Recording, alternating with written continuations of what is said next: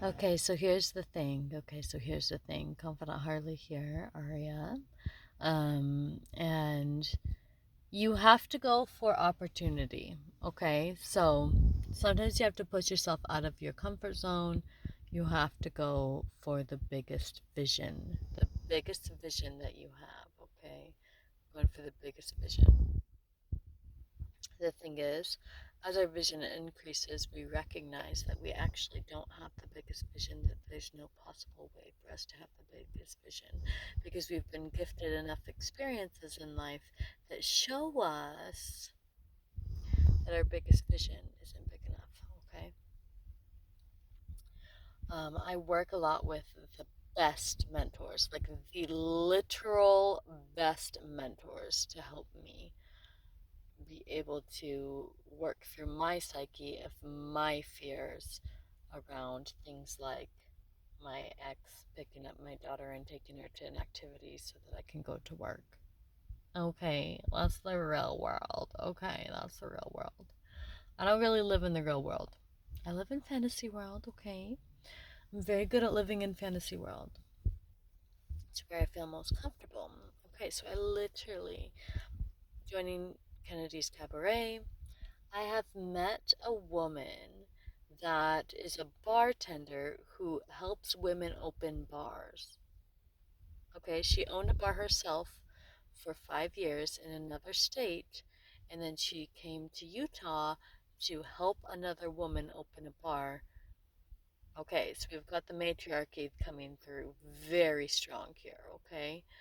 And oh my God, like I just got to dance and perform and show my audience. I love my fans. I love my fans. I love my audience. Like, oh my gosh, I could not do this without you. You all don't understand. Like, for me to be able to perform, I have to have an audience that like is interested in the art that I'm creating, right? So yeah, I'm grateful to be here. Um, and with the fan base, we do shift through a lot of that, right? And I don't understand all of that because I know some women that they experience their fans saying like really mean things. Um, if they're not a fan, they just aren't a fan yet. Higher biggest vision picture. Tomorrow I'm going to Meadows Crystals. I'm going to be putting in my solid hours for my spiritual work, for my holy spiritual work. Truly, though, I do a lot to try to stay in alignment with God and with what He desires from me, personally as an individual psyche that is limited. I trust very deeply in God and I love Him very much. And that's my own thing to hold. Like, I don't need to share that with everybody.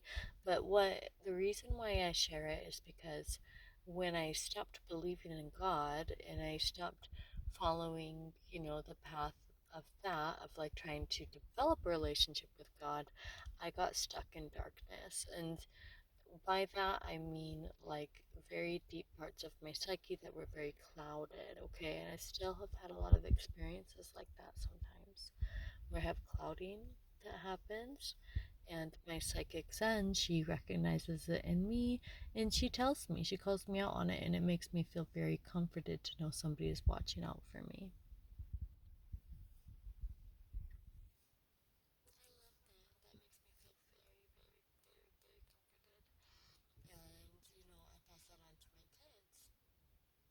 God is watching out for you, Miles. God is watching out for you, Spencer. And He loves you very deeply and He will keep you safe and protected. I have made promises with Him and deals with Him, and I work with God, okay? That is the energy for which I work with, and I feel very grateful to have His hand in my life, okay? And I'm saying that okay because it's like